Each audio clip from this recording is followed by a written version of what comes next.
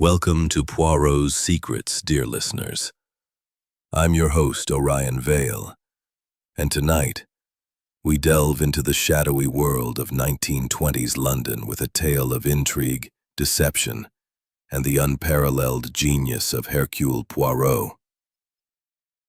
If you're settling in for a long, cozy evening, perhaps with a cup of tea or under a warm blanket, this story is for you. Murder at Ravenholt Gallery. A deadly Hercule Poirot mystery is a classic whodunit, full of locked doors, hidden motives, and twists that will keep you guessing until the very end. Chapter 1. Introduction and Setup. Welcome to Poirot's Secrets, my dear listeners. I'm your host, Orion Vale, and tonight, we step into the fog-draped streets of 1920s London for a tale woven with intrigue, deception, and the unmatched brilliance of Hercule Poirot. If you're nestled in with a cup of tea, a crackling fire, or perhaps just the glow of your screen, this mystery is crafted for you. A long, immersive journey to unravel a deadly puzzle. Murder at Ravenholt Gallery. A deadly Hercule Poirot mystery is a classic whodunit, brimming with secrets, locked doors, and twists that will linger in your mind. Before we begin, I'd love to hear from you. Drop a comment below. Where are you listening from tonight? Is it a bustling city like our London setting, or a quiet countryside retreat? If you're a fan of Agatha Christie's elegant mysteries, give this video a thumbs up, and don't forget to subscribe for more tales from Poirot's Secrets. Now, let's draw the curtains and step into the shadows. In the autumn of 1925, London was a city of contrasts, where gaslights flickered alongside the first electric glow, and the old aristocracy mingled uneasily with the nouveau riche. The air was thick with ambition, art, and secrets. Nowhere more so than at the Ravenholt Gallery, a grand edifice of marble and glass tucked in a quiet corner of Mayfair. Its tall columns and arched windows seemed to whisper of a bygone era. Yet it stood as a beacon of modern frames, was both a sanctuary and a vault, where he hoarded his treasures and his secrets. The shadows of the master's exhibition was Sir Reginald's triumph. The Midnight Muse, valued at a staggering £50,000, was its centerpiece.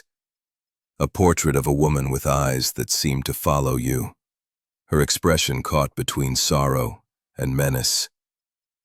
Legend claimed it was cursed, its previous owners meeting untimely ends. Sir Reginald scoffed at such tales, but his obsession with the painting was evident in the way he lingered before it, as if decoding its mysteries.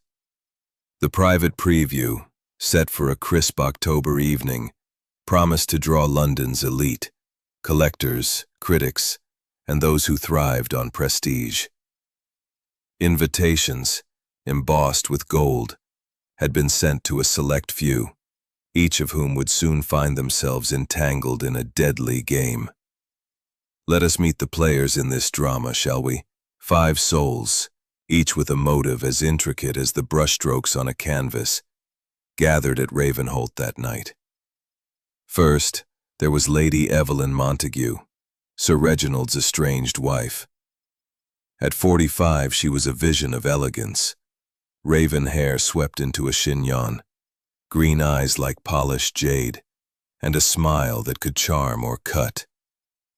Married for his title, she had endured years of his infidelities, her love curdling into resentment. The whispers of divorce were loud. A separation would leave her with nothing, for the laws of the time favored men. Yet, if Sir Reginald were to die, the estate and its wealth would be hers. She arrived at the gallery in a crimson gown, her laughter a touch too bright, her gaze darting to the shadows. What did she seek that night? Reconciliation? Or something darker? Next came Victor Langford, a suave art dealer in his mid-30s, with slicked back hair and a grin that promised both charm and danger.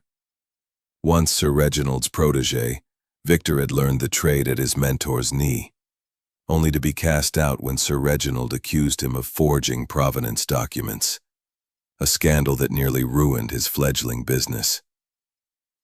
Victor's presence at the preview was a bold move. With the Midnight Muse was legendary. He believed it held clues to a lost historical manuscript, a discovery that could cement his legacy. Years ago, Sir Reginald had outbid him at auction, a slight Dr. Thorne never forgave. His booming laugh filled the gallery, but his gaze lingered on the painting, hungry and unyielding. Was his quest for knowledge a mask for vengeance? Finally, there was Harold Jenkins, the gallery's night watchman. A veteran of the Great War, his 40s had left him weathered, his limp a reminder of shrapnel scars. Harold was a man of few words, his eyes scanning the crowd with a soldier's vigilance. He had overheard Sir Reginald's plans to sell off cherished artworks to private collectors, a betrayal of the public trust Harold held dear.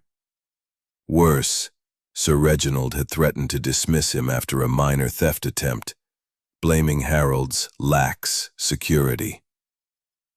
As he patrolled the gallery's edges, his hand rested on a worn war medal in his pocket, a symbol of duty or defiance. The evening began with a flourish.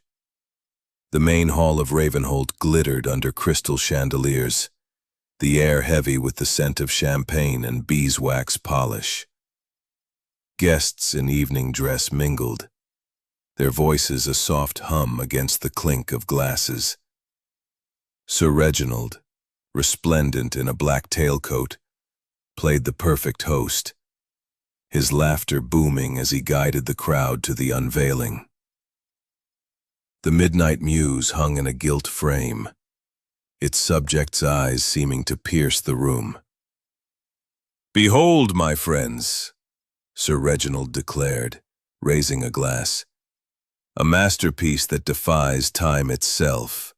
Art, like truth, endures." The guests applauded, but tension simmered beneath the surface. Lady Evelyn's smile was tight as she glanced at her husband. Victor's hand lingered near a champagne flute, his eyes on Sir Reginald's back. Clara adjusted a display, her movements jerky.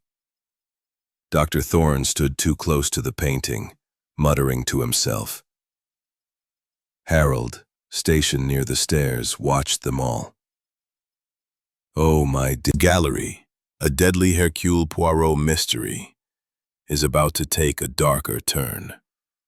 The stage is set, the players introduced, and now, oh now, the curtain lifts on a crime that defies reason. Before we dive in, I'd love to know, what's the mood where you're listening tonight? Is it stormy, serene, or something else entirely? Drop it in the comments, and if you're hooked on this Agatha Christie-inspired puzzle, give us a like and subscribe for more. Let's step back into the fog. The Ravenholt Gallery on that fateful October evening in 1925 was a glittering jewel in London's Mayfair district. Its grand hall, bathed in the warm glow of chandeliers, buzzed with the chatter of the elite. Collectors, critics, and socialites sipping champagne as they admired the shadows of the master's exhibition.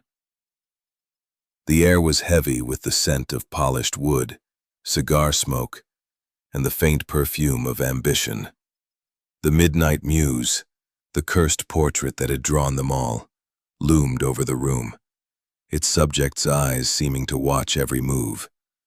Sir Reginald Hargrove, the gallery's larger-than-life owner, had been in his element, his booming voice cutting through the crowd as he toasted the masterpiece.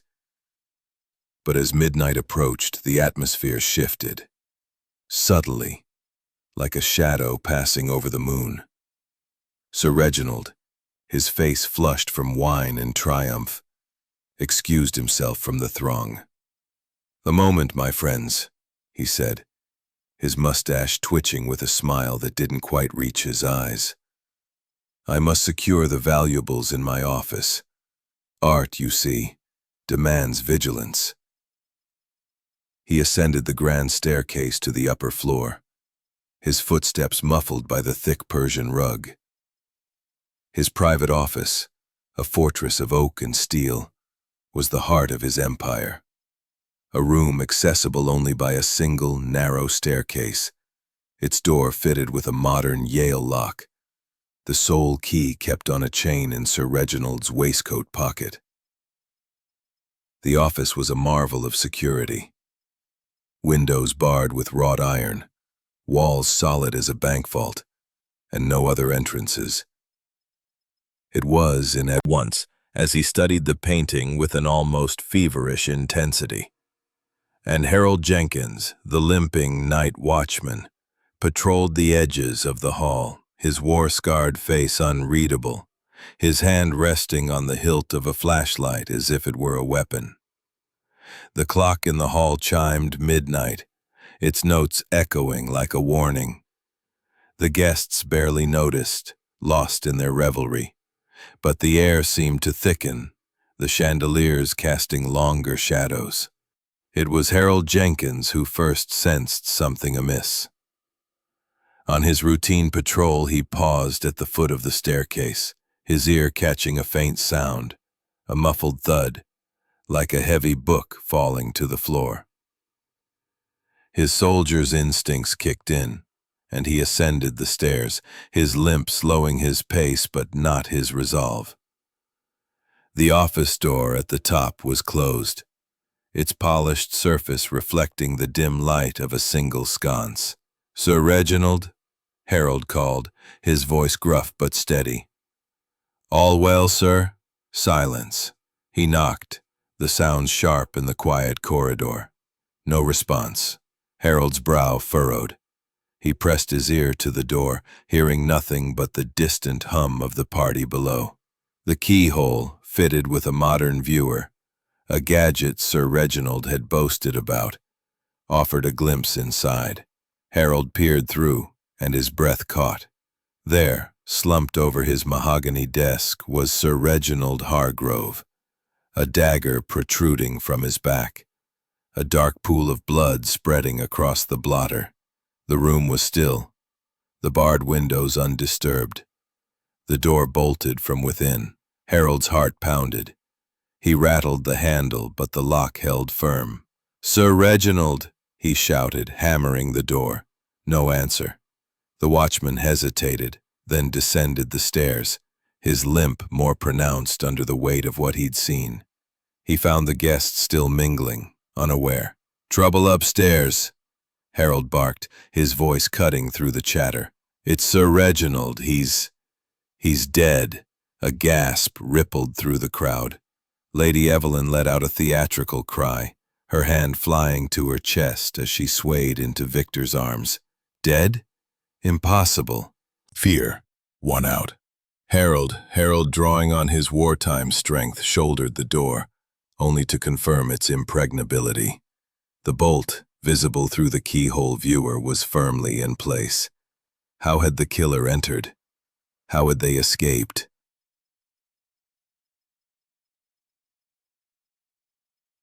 Softly, with a conspiratorial tone, "Oh, my dear listeners, do you feel the chill?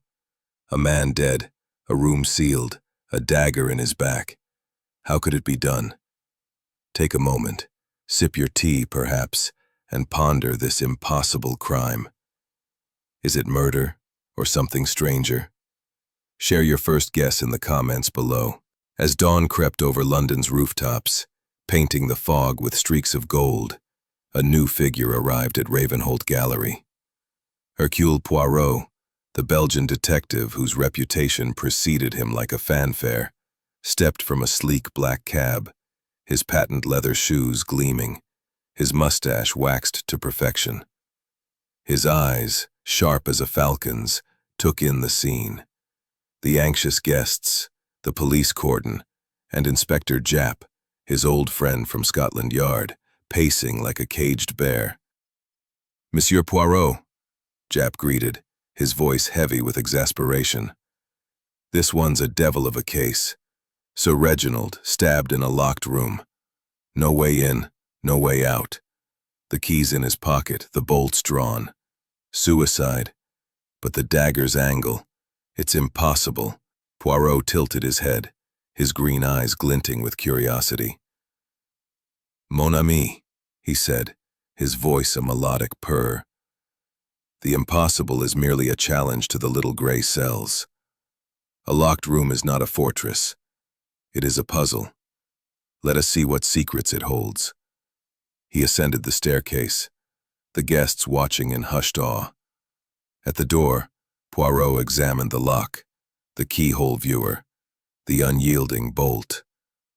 Through the viewer, the scene was stark. Sir Reginald's body, the blood, the dagger, a decorative piece from his own collection, its hilt encrusted with garnets. The room was pristine, no windows ajar, no panels loose. The key, as Japp confirmed, was indeed in Christie-inspired journey. Hit that like button and subscribe for more. Now, let's follow Poirot into the shadows. The Ravenholt Gallery, as dawn broke over London on that October morning in 1925, was no longer a bastion of art, but a stage for tragedy. The fog outside clung to the windows like a shroud, and inside, the grand hall felt colder, its chandeliers dimmed, their light catching the dust motes that hung in the air. Sir Reginald Hargrove's body remained in his locked office upstairs, a grim sentinel of the night's events. The police, under Inspector Japp's command, had cordoned off the staircase, their heavy boots echoing on the marble floors. The 5 suspects, Lady Evelyn Montague, Victor Langford, Clara Beaumont, Dr. Elias Thorne, and Harold Jenkins, waited in the gallery's lounge, their faces a gallery of emotions. Shock, fear, and something less definable. Hercule Poirot stood at the top of the staircase, his small, immaculate figure a stark contrast to the chaos below. His green eyes, sharp as cut glass, surveyed the sealed door of Sir Reginald's office. The Yale lock, unblemished, gleamed in the morning light, and the bolt, visible through the keyhole viewer, was firmly drawn. "A locked room, mon ami," Poirot murmured to Japp, who hovered at his elbow, "is not a barrier but a challenge. The truth, it hides in the details." Poirot began his examination with the precision of a watchmaker. The office was a treasure trove of opulence, a mahogany desk cluttered with ledgers and fountain pens, walls lined with sketches and minor artworks, and the Midnight Muse hanging prominently, its enigmatic subject seeming to watch the proceedings. Sir Reginald's body slumped forward, the dagger, a decorative piece from his collection, its hilt studded with garnets, protruding from his back. The blood had congealed into a dark pool, staining the antique rug beneath. Poirot noted the angle of the wound, a downward thrust, impossible for self-infliction. Clock. What do these whispers tell us? Hold that thought, listeners, as Poirot turns to the suspects. Poirot descended to the lounge where the 5 suspects sat under the watchful eyes of a constable. The room, with its velvet armchairs and stained glass windows, felt oppressive, the morning light casting kaleidoscopic patterns that seemed to mock the gravity of the moment. Poirot's presence commanded silence, his mustache twitching as he surveyed the group. "Mesdames et messieurs," he began, his voice a soothing cadence. "A crime has been committed, and each of you holds a piece of the puzzle. Let us speak plainly, for the truth cannot hide from Hercule Poirot." First, he turned to Lady Evelyn Montague, who sat poised despite her pallor, her crimson gown now slightly creased. "Madame," Poirot said, "where were you between midnight and 1 a.m.? Her eyes flickered, but her voice was steady. "I was in the hall, mingling with guests. You may ask Lord Ashby. He complimented my necklace." Her alibi was loose, confirmed only by vague recollections of others distracted by champagne. Poirot noted her motive: inheritance. A widow would claim Sir Reginald's estate, freeing her from the shackles of a loveless marriage. Victor Langford was next, his charm undimmed even under scrutiny. "I was downstairs, Poirot, enjoying the party. Ask anyone. I was the life of it." His smile was disarming, but Poirot's gaze lingered on his hands, which fidgeted slightly.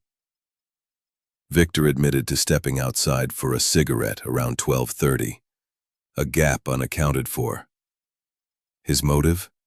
Revenge for Sir Reginald's accusations of forgery, which had nearly ruined his career. Poirot's eyes narrowed at a smudge of ink on Victor's cuff, a clue or coincidence. Clara Beaumont, the curator, clutched her notebook like a lifeline, her spectacles fogging slightly. "I was in the storeroom checking inventories," she stammered. Sir Reginald insisted on precision. Alone, her alibi was weak. Poirot observed her trembling fingers, recalling the legend as he patrolled. His motive burned quietly. Sir Reginald's threat to sack him, coupled with his disdain for the man's plan to sell public treasures. Poirot noticed a faint tremor in Harold's hand. Nerves or guilt? Engagingly, with a hint of intrigue. Oh, listeners, the web tightens, doesn't it? Each suspect with a story, each with a shadow. Who do you trust least right now? Drop your thoughts in the comments. Perhaps Clara's trembling hands or Victor's slippery charm. And if this mystery is gripping you, give us a thumbs up to keep the journey going. Poirot returned to the office, his mind a whirl of details. The scuff mark on the rug suggested movement, but whose? The crimson fabric scrap matched Lady Evelyn's gown, but she claimed it tore earlier on a display case. A convenient excuse? The stopped clock at 12:45 hinted at tampering. But why? And then a new discovery. A hidden safe behind a painting, its door ajar, empty of the cash Sir Reginald was rumored to keep. Had theft been a motive or a distraction? Another clue emerged. A small vial of liquid in a desk drawer, labeled as medicine, but suspicious. Poirot pocketed it for analysis, suspecting a red herring. "The method," Poirot said to Japp, his voice low, "is the key. How does one kill in a locked room and vanish like a ghost?" Japp scratched his head. "Beats me, Poirot. No footprints, no forced entry. It's like the devil himself did it." Poirot smiled faintly. "The devil, mon ami, is human, and humans leave traces. The gray cells, they are already weaving the threads." As the morning wore on, the gallery grew quieter, the suspects retreating into their thoughts. Poirot paced the office, his eyes darting from the dagger to the painting to the empty safe. A maid, questioned briefly, mentioned seeing a shadow in the office window at 12:30, a detail impossible given the locked door. Or was it? Chapter 4. Clues and Red Herrings. Welcome back. Suspect sat.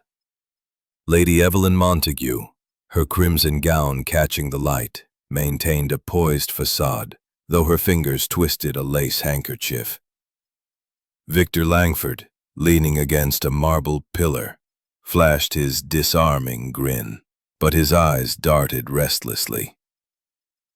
Clara Beaumont clutched her notebook, her spectacles slipping as she avoided gazes.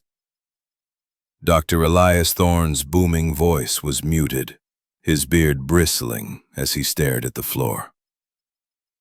Harold Jenkins, the war-scarred watchman, stood at the room's edge, his hand resting on his flashlight like a soldier's weapon.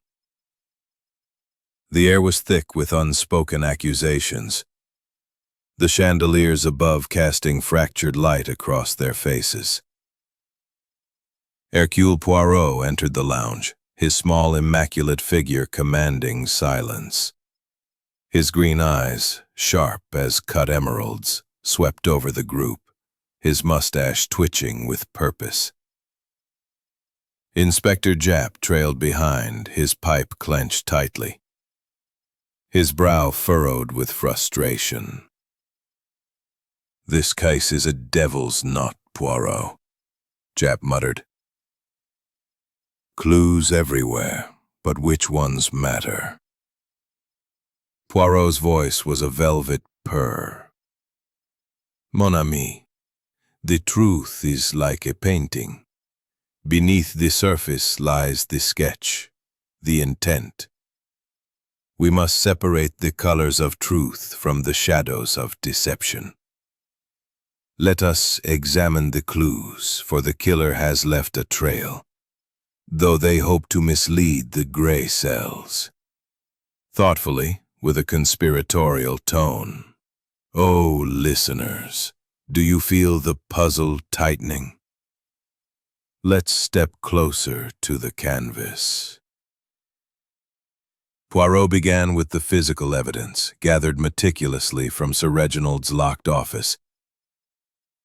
The garnet-encrusted dagger, now laid on a velvet cloth in the lounge, was the centerpiece. Its blade, wiped clean of fingerprints, carried a faint scent. Jasmine and rose, unmistakably Lady Evelyn's perfume. She stiffened as Poirot held it aloft, her emerald eyes narrowing. "Monsieur Poirot, I spilled my perfume on a handkerchief last night." This another distraction. Clara Beaumont's notebook drew Poirot's scrutiny next. Its pages brimmed with meticulous inventories. But one entry stood out. A detailed sketch of Sir Reginald's office, complete with measurements of the door, windows, and vent. "For insurance purposes," Clara stammered, her spectacles fogging as she pushed them up. Sir Reginald demanded precision. Poirot's eyebrow arched. Tucked between the pages was a pressed jasmine flower, its scent echoing the daggers. "A keepsake from my mother," Clara said, her voice trembling. Her weak alibi, alone in the storeroom at 12:30, clashed with a delivery receipt time-stamped 12:40, suggesting she had time to slip upstairs. Was the flower a sentimental truth, or another layer of deceit? Dr. Elias Thorne's briefcase yielded further intrigue. Among auction records detailing his bitter bids against Sir Reginald for the Midnight Muse was a torn letter fragment. "The curse will claim you next." Thorne's face reddened. "A scholar's hyperbole," he protested. "I wrote it in anger, nothing more." His alibi, lecturing on Vermeer until 12:50, was solid, but his cigar break at 12:30 aligned with the maid's sighting of a shadow in the office window. A charcoal smudge on his fingers suggested recent sketching. But of what? Poirot noted a dropped earring near the body, claimed as Thorne's wife's, but its common design muddied its significance. Another red herring, swimming in the fog. Harold Jenkins, the stoic watchman, submitted his locker contents last. Inside was his war medal, its ribbon stained with old blood from the trenches, confirmed by Jap's hasty lab tests. A fresh scratch on Harold's hand matched the dagger's hilt pattern. "Caught it on a patrol," he grunted, his eyes steady. His logbook showed gaps at 12:45, and Poirot's inspection of the office vent revealed it was loose enough for a slim man like Harold to navigate, his wartime agility plausible despite his limp. Yet a doctor's note confirmed the limp's authenticity.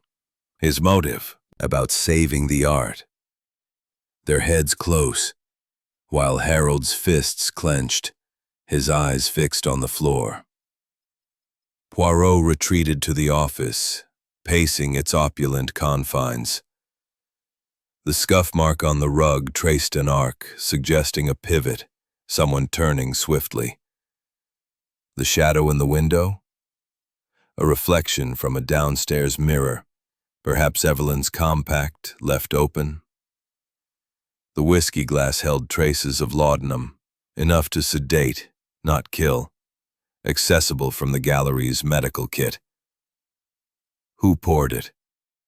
A new red herring emerged. A guest claimed Victor and Evelyn argued in the garden at 12:20 over money and revenge. But witnesses confirmed it was a lover's quarrel, passionate but innocent. Thorne's charcoal? From public sketching, verified. Harold's scratch? From garden thorns, not the dagger. As afternoon faded, Poirot's eyes caught a glint in the office door's hinge. A snapped thread, fine as spider silk. A revelation stirred. A thread could pull the bolt from outside, snapping under tension, a locked room trick. Whose hands were deft enough? Clara's precision? Victor's cunning? The gray cells hummed. Chapter 5. Complications and Twists. Welcome back, my dear listeners, to Poirot's Secrets. I'm Orion Vale, your guide through this labyrinth of lies and half-truths. If you're nestled in with the flicker of a lamp or the hum of a quiet evening, you're in for a treat. The mystery is turning darker, twistier. In Murder at Ravenholt Gallery, a deadly Hercule Poirot mystery. Hercule Poirot's little gray cells are working overtime, unraveling a puzzle that grows ever more complex. Before we plunge into the shadows, I'd love to know, which clue has you stumped so far? The snapped thread? The stopped clock? Or something else? Drop it in the comments.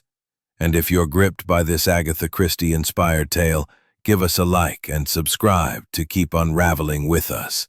Now, let's follow Poirot deeper. By the late afternoon of that October day in 1925, the Ravenholt Gallery had become a tapestry of deception, and we must cut the threads. Poirot's investigation took a sharp turn when a new twist emerged. Lady Evelyn, with a trembling lip, confessed to an affair with Victor Langford. The revelation struck the lounge like lightning. "It was a mistake," she said, her crimson gown seeming to dim in the fading light. "Reginald's neglect drove me to it, but murder? Never." Victor, his charm faltering, nodded stiffly. "It was fleeting, Poirot, nothing more." Their affair doubled their motives. Evelyn's inheritance, now paired with Victor's desire to ruin Sir Reginald's legacy. But their alibis intertwined. Both claimed to be in the garden at 12:30, arguing passionately, as the maid had overheard. A lover's quarrel, or a cover for conspiracy. Poirot noted their glances, too synchronized, too practiced. Clara Beaumont, under renewed scrutiny, crumbled slightly. I took small sums from the gallery," she admitted, her spectacles fogging with unshed tears. For my mother's medicine. She's dying. Sir Reginald found out, threatened to expose me. Her confession shifted her motive from professional survival to personal desperation. Yet, a twist. Her storeroom receipt, dated 12:40 a.m., was confirmed by a delivery boy. But he recalled Clara seemed flustered, not herself. Had she slipped away to the office? The jasmine flower in her notebook, matching the dagger's scent, loomed larger. But Clara insisted it was a keepsake from her mother. Another red herring, or a petal of truth? Dr. Elias Thorne's obsession with the Midnight Muse took a darker hue when Poirot uncovered a hidden notebook in his briefcase, detailing bids not just for the painting, but for forged artwork Sir Reginald had quietly sold. He cheated the art world, Thorne thundered, his beard quivering. I drove up prices to expose him. His cigar break at 12:30 aligned with the shadow in the window. But a gallery assistant confirmed seeing Thorne sketching publicly at 12:45. A new twist. Listeners, the plot twists like a river. An affair, a confession, a hidden vent. Where does the truth lie? Take a moment, perhaps stir your tea, and tell me in the comments who's hiding the most. Evelyn and Victor's secret or Clara's tears? And, if this mystery's got you hooked, give us a thumbs up to keep going. The investigation took a surreal turn when a second crime surfaced. The Midnight Muse vanished from its frame. Gasps echoed as a constable discovered the empty gilt, only for the painting to reappear an hour later in a storeroom, undamaged. A diversion? Poirot examined the frame. No forced removal, suggesting someone with access. Clara, with her curator's keys. Victor, with his forged duplicate. The incident muddied the timeline, as the painting's absence aligned with the murder window. A distraction, Poirot mused, to scatter the gray cells. Another twist. The whiskey glass tested by Japp's chemist contained laudanum, enough to sedate, not kill. The dagger remained the fatal blow, but the laudanum suggested a plan to incapacitate Sir Reginald first. Who had access to his drink? Evelyn, who poured champagne nearby. Clara, who passed the desk earlier.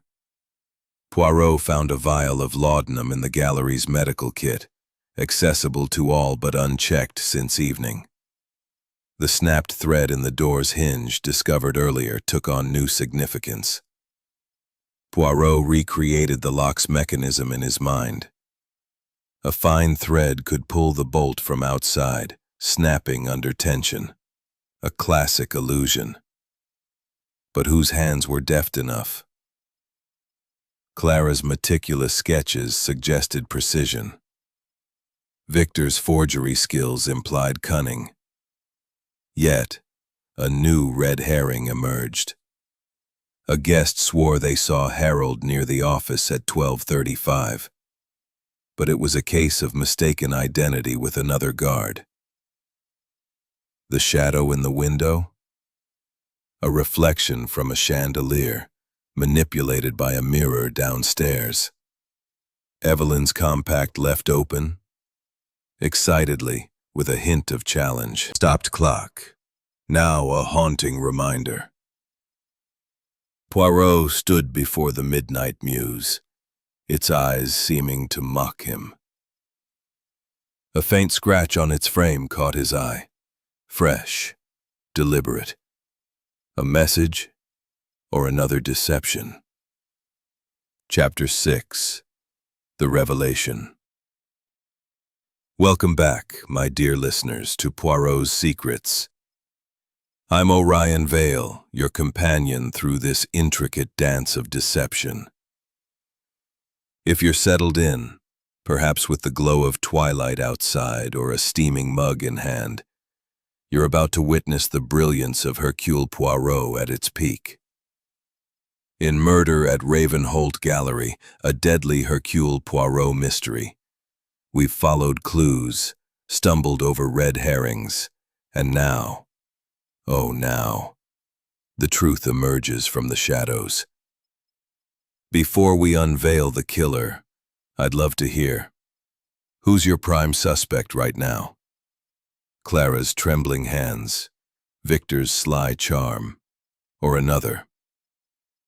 Drop your guess in the comments, and if this mystery has you on edge, give us a like and subscribe for more. Let's step into the light. As evening draped its velvet cloak over the Ravenholt Gallery on that October day in 1925, the air thrummed with anticipation. The grand hall, once alive with champagne and chatter, now felt like a courtroom, its chandeliers casting a ghostly glow over the 5 suspects gathered in the lounge. Lady Evelyn Montague sat rigid, her crimson gown a stark contrast to her pale face. Victor Langford leaned back, his smile strained, fingers drumming on his knee. Clara Beaumont clutched her notebook, her spectacles fogging with nervous breath. Dr. Elias Thorne's beard bristled as he muttered about curses, while Harold Jenkins stood at the edge, his war-scarred face unreadable. Upstairs, Sir Reginald Hargrove's body lay in the locked office, a silent challenge to Poirot's genius. Hercule Poirot stood before them, his small frame commanding the room like a maestro before a symphony. His green eyes gleamed, his mustache twitched with purpose. Impossible. A locked room, a dagger in the back. No entry or exit. The method, it is key. The snap thread in the door's hinge, so fine, so clever. It tells us how. The killer entered the office before Sir Reginald locked it, stabbed him, then used a thread looped through the keyhole to pull the bolt from outside. The thread snapped under tension, leaving its trace. A classic illusion, but who had the cunning? He turned to the clues. The jasmine scent on the dagger pointed to Madame Montague, but it was too obvious. Her perfume spilled, as she said. A distraction planted. The forged key in Monsieur Langford's pocket? A relic, yes, but irrelevant to the lock's bolt. The stopped clock at 12:45, tampered to confuse the timeline. The laudanum in the whiskey, a sedative to slow Sir Reginald, but not the cause of death. The missing midnight muse, a staged theft to muddy the waters, returned to avoid suspicion. This suspect shifted, eyes darting. Poirot's gaze settled on Clara Beaumont. Mademoiselle Beaumont, you are the key to this puzzle. Your motive, your method, your misdirection. They betray you. Clara gasped, her notebook falling to the floor. Me? That's absurd. But Poirot raised a hand, silencing her. Let us unravel, he continued. Mademoiselle Beaumont discovered Sir Reginald's embezzlement, funds siphoned to a mistress. He threatened to expose her own petty thefts for her mother's medicine, a desperate act born of love. Exposure would ruin her, so she planned his death. At 12:30, during her inventory in the storeroom, she slipped upstairs via the service stairs, unseen. Sir Reginald was in his office, reviewing ledgers.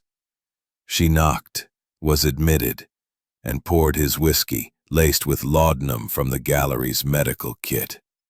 As he grew drowsy, she stabbed him with his own dagger, wiped it clean, and planted the jasmine scent. Her mother, Madame Montague and Monsieur Langford's affair. A scandal, but no murder. Their garden argument was love, not conspiracy. Dr. Thorne's obsession? Passion, not violence. His sketches were academic. Monsieur Jenkins' vent access?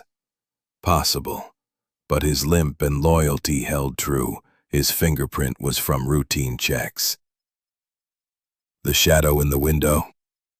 A chandelier's reflection, angled by Clara's mirror to confuse. The ledger's initials? Clara's, added to frame her as complicit, not guilty. Japp shook his head, marveling. You've done it again, Poirot. A thread through a keyhole, devilish clever. Poirot inclined his head. The killer's mind is clever, but the heart betrays. Mademoiselle Beaumont sought to protect, but chose a path of destruction.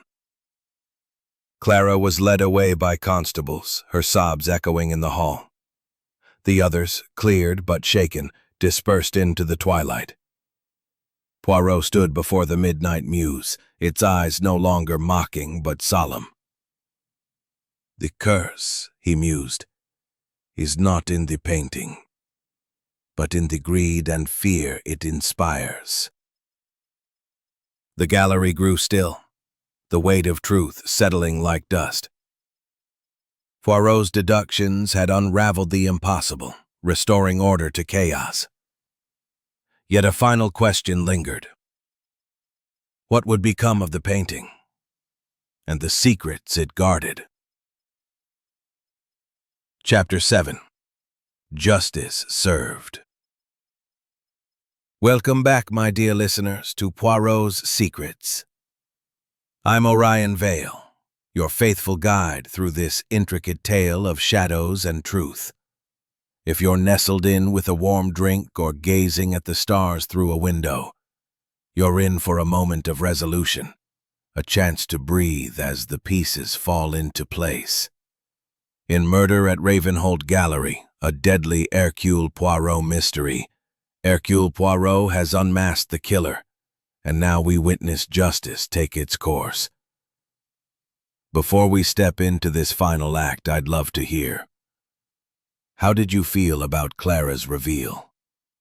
Shocked? Saddened? Or something else? Drop your thoughts in the comments, and if this Agatha Christie handcuffs, her confession still echoing in their minds. Hercule Poirot stood at the center of the lounge, his small frame radiating quiet authority.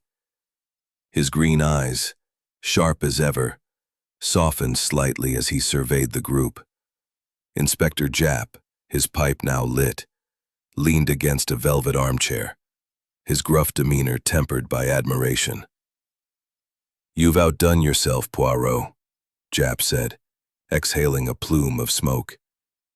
"A thread through a keyhole. Blimey, that's one for the books."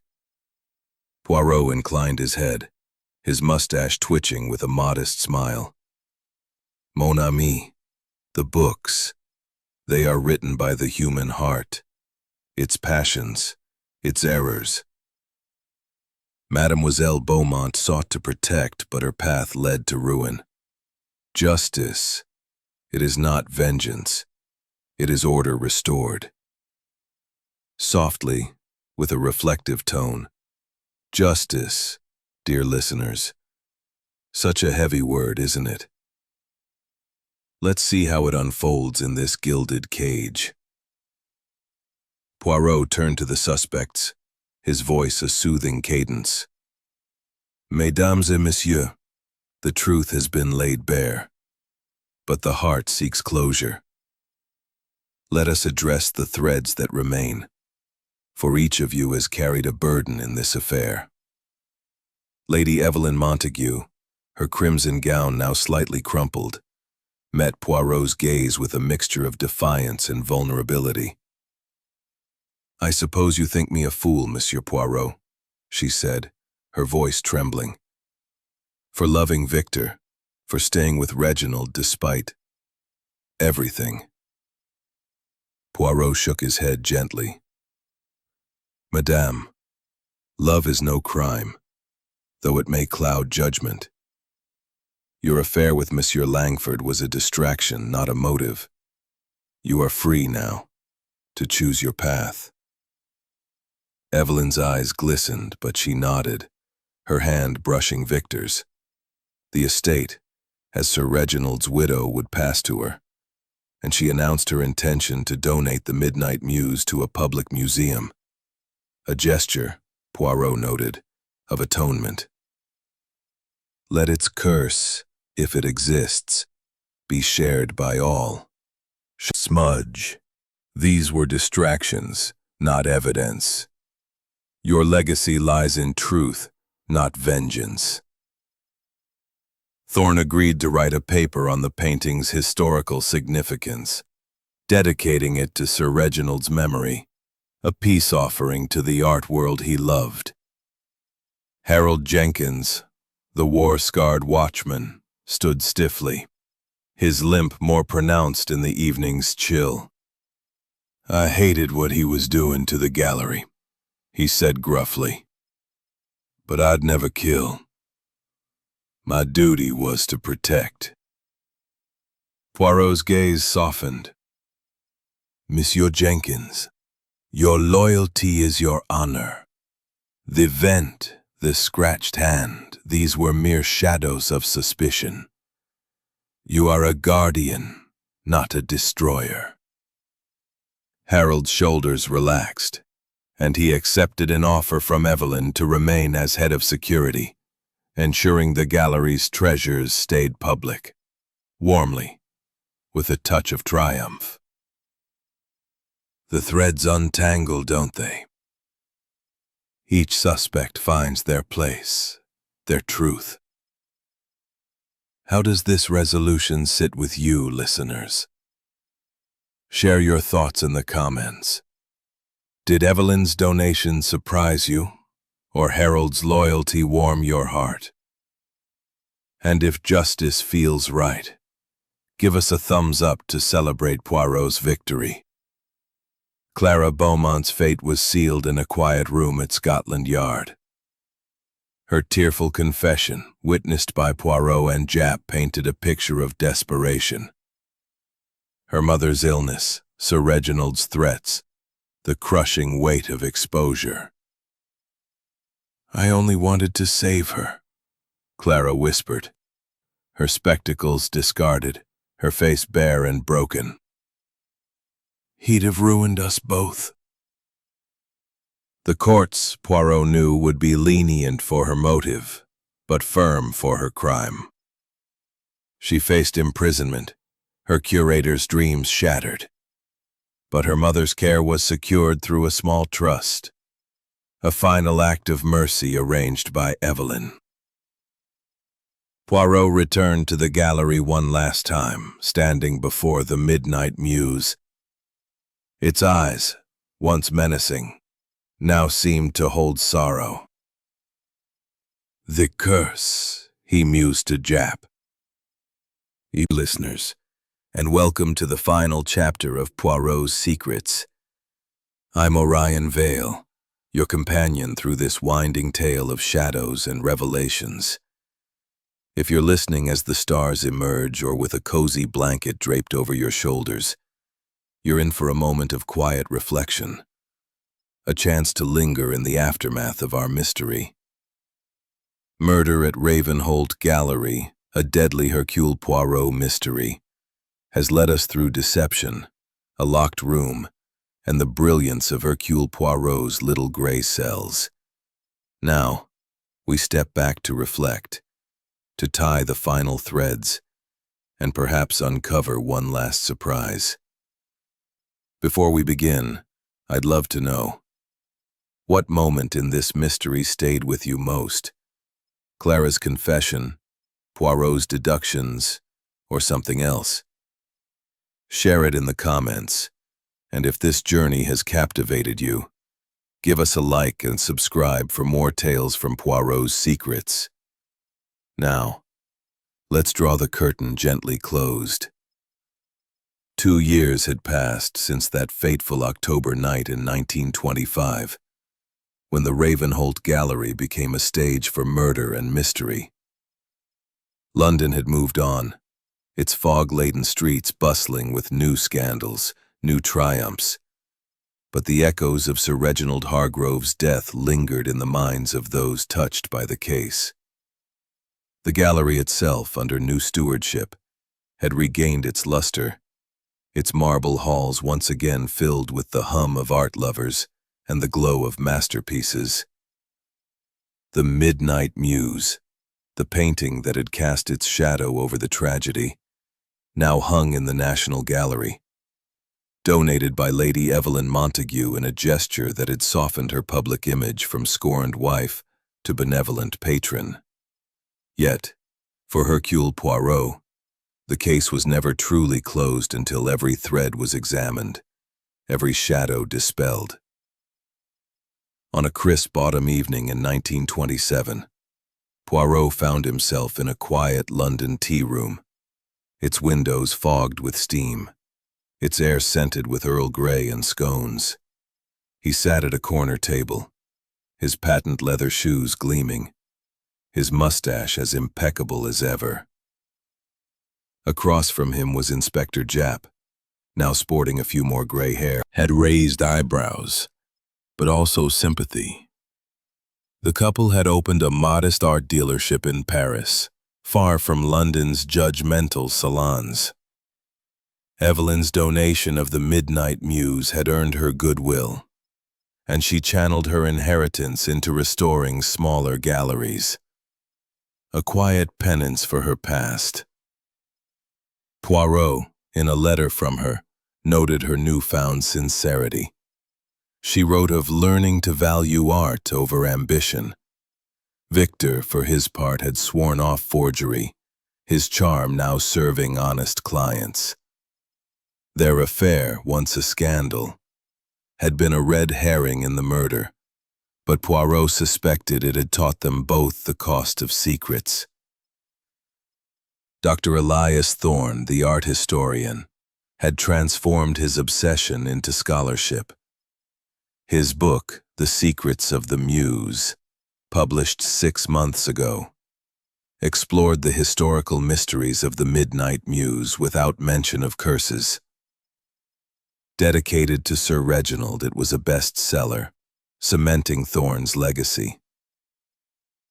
Poirot had attended a lecture where Thorne, his beard now neatly trimmed, spoke with passion but humility. "The painting taught me," Thorne had said, "that truth is more valuable than possession." The charcoal smudges, the auction records, mere distractions, Poirot confirmed, from a man whose crime was only pride. Harold Jenkins, the war-scarred watchman, remained at Ravenholt, now head of security under Evelyn's brief tenure before her move to Paris. His limp, proven genuine, had worsened with age, but his loyalty to the gallery's mission, keeping art public, endured. Poirot had visited him once, finding him polishing a display case, his war medal pinned proudly to his uniform. The vent access, the scratched hand. Red herrings born of duty, not deceit. "I protect what's right," Harold had said gruffly, and Poirot believed him. Clara Beaumont's fate was quieter, sadder. Imprisoned for 7 years, she served her sentence in a women's facility outside London, her mother's care secured by Evelyn's trust. Poirot had learned, through Japp, intellectual, not supernatural. Poirot chuckled at the irony. "The curse was a myth, mon ami, but the truth? It paints a story of its own." The tea room grew quiet, the clink of cups fading as patrons departed. Japp leaned forward. "You think there's more to it, Poirot?" Another layer? Poirot's eyes twinkled. Always, Jap. But for now the gallery rests, its shadows lifted. The human heart, it writes the true mysteries. Softly, with a teasing lilt. One last twist, listeners, the painting's secret unveiled. What do you make of it? Drop your thoughts in the comments and tell me. Where are you listening from as this tale closes? A cozy corner, a bustling cafe, or somewhere far-flung? If Poirot's brilliance has kept you spellbound, hit that like button. As Poirot stepped into the London night, the fog swirled around him, a familiar embrace. His cane clicked on the cobblestones, his silhouette fading into the mist. The Ravenholt case was closed, its lessons etched in his mind. Love, greed, duty, despair. They locked the heart tighter than any door. Until the next puzzle, he murmured, a smile curving beneath his mustache. Thank you, dear listeners, for joining me on this journey. If you stayed until the end, you're a true detective at heart. Tell me in the comments, who was your favorite character? Poirot's wit, Evelyn's redemption, or another? Subscribe for more mysteries, and good night from Poirot's Secrets. Chapter 9. A Legacy of Shadows. Good evening, my dear listeners, and welcome back to Poirot's Secrets. I'm Orion Vale, your steadfast companion through this tapestry of mystery and human frailty. If you're listening under a starry sky or curled up with a flickering candle, you're in for a final, reflective journey. A chance to linger in the echoes of our tale. Murder at Ravenholt Gallery, a deadly Hercule Poirot mystery, has unraveled its locked room, pilgrimage site for scholars and dreamers. Its supposed curse now a romantic footnote in guidebooks. Yet, for those touched by the events of that night, Hercule Poirot included, the case was a mirror, reflecting the complexities of the human heart. Poirot, ever the observer of life's intricacies, found himself drawn back to London on a crisp October evening in 1928.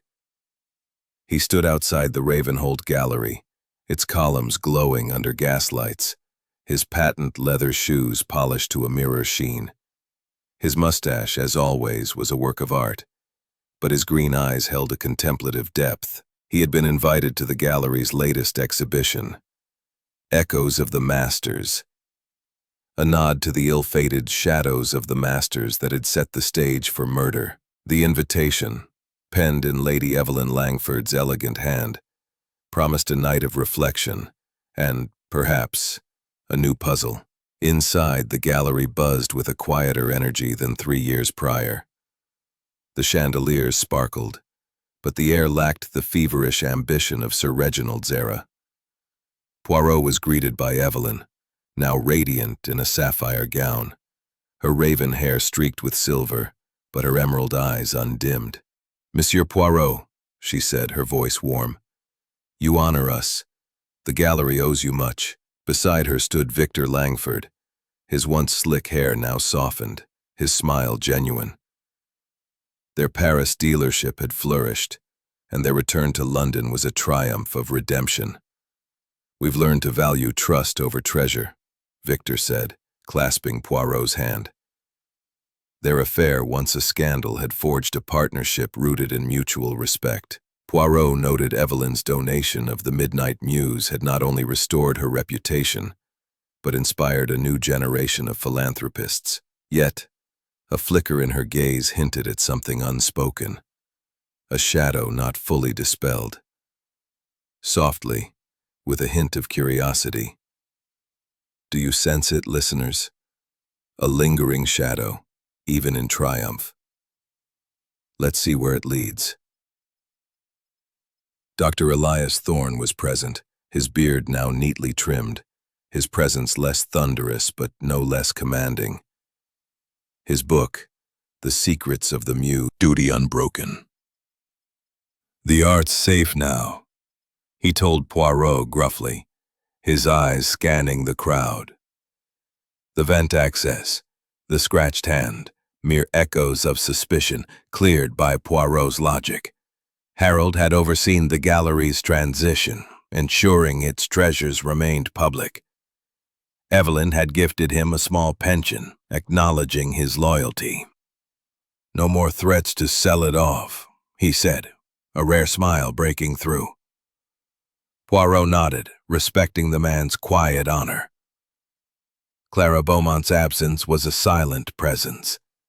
Her imprisonment continued, but letters to Evelyn revealed a woman finding solace in art, sketching landscapes that spoke of hope rather than despair.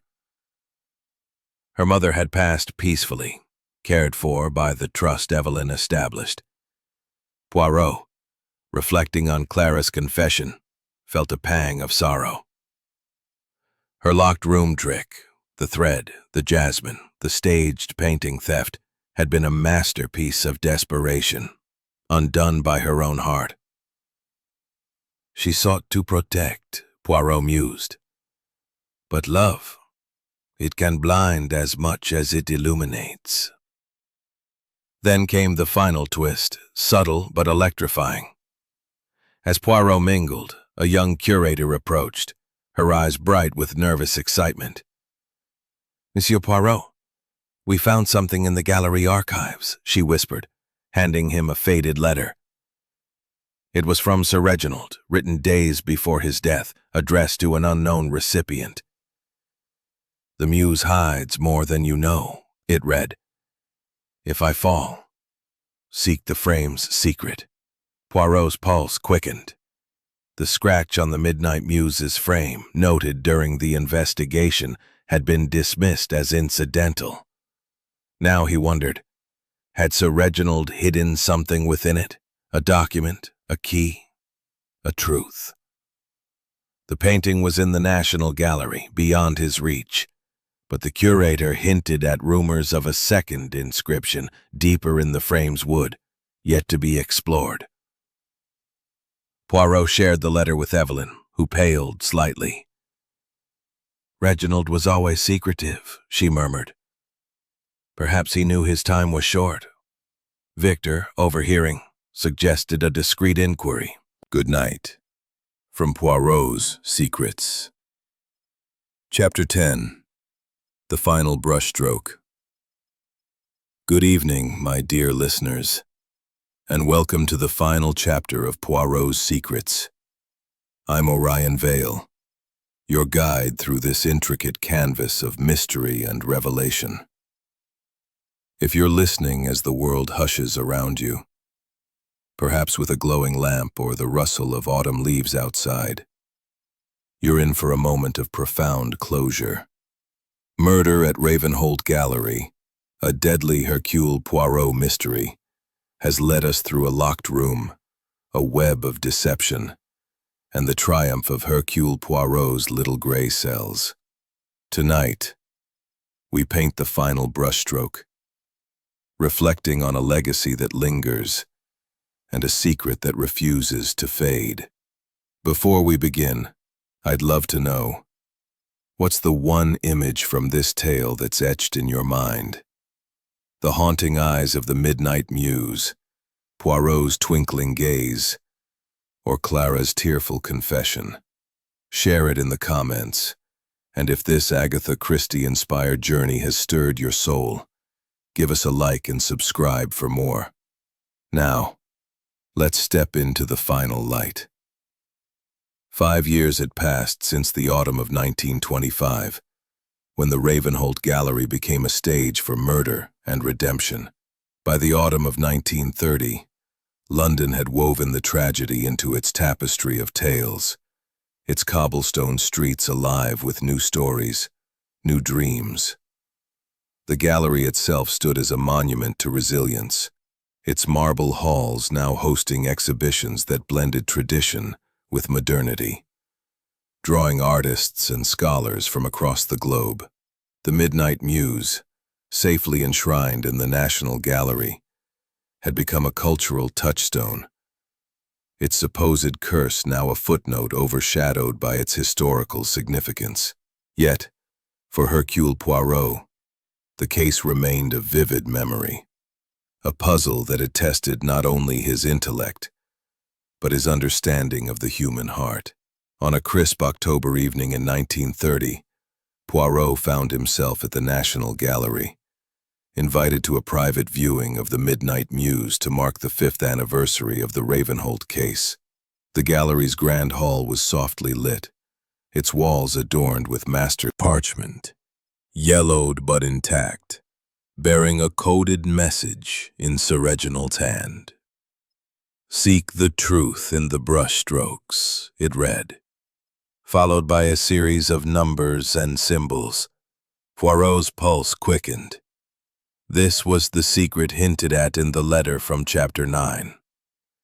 A final gift from a man who loved art and intrigue in equal measure. The curator explained. The code pointed to a second painting, a lesser-known work by the same artist, hidden in a private collection in Vienna. It was not a manuscript, as Dr. Thorne had hoped, but a companion piece to The Midnight Muse, depicting the same woman in a different pose, a clue to her identity, perhaps a lost noblewoman from the 17th century. The discovery, only weeks old, had sparked a frenzy among art historians, with Thorne already planning a new book. "No curse," the curator said, smiling. "Just a story, waiting to be told." Poirot's thoughts drifted to the players of that long-ago night. Lady Evelyn Langford and Victor Langford, now settled in Paris, had transformed their dealership into a haven for emerging artists. Evelyn's sapphire gown had been replaced by simpler attire, her philanthropy a quiet testament to her growth. Victor, his charm now tempered by humility, had become a mentor to young painters, his past as a forger a cautionary tale he shared openly. Poirot had received a letter from them, expressing gratitude. "You saw through our shadows, Monsieur Poirot, and showed us light." Their marriage, once scandalous, was now a partnership of purpose, their love a redemption arc that warmed Poirot's heart. Dr. Elias Thorne, now a professor emeritus, had found peace in his scholarship. His second book, The Muse's Companion, was in progress, inspired by the new painting's discovery. The charcoal smudges, the auction records, red herrings in the murder case, had been stepping stones to his true calling. At a recent lecture he had toasted Poirot, saying, "You taught me that truth is the greatest masterpiece." Poirot, ever modest, had merely smiled. But he admired Thorne's desperate brilliance had been her undoing. But Poirot saw in her a soul seeking redemption. "She paints for others now," Japp had said, and Poirot nodded, hoping she'd found peace. Warmly, with a touch of wonder. What a journey, listeners, from murder to meaning, from shadows to light. How does this legacy touch you? Share your favorite character's arc in the comments. Evelyn's redemption, Thorne's wisdom, or Clara's quiet hope. And if this tale's beauty lingers, give us a thumbs up to honor Poirot's genius. The revelation of the frame's secret closed the Ravenholt case in Poirot's mind, but it opened a new question. Why had Sir Reginald hidden the code?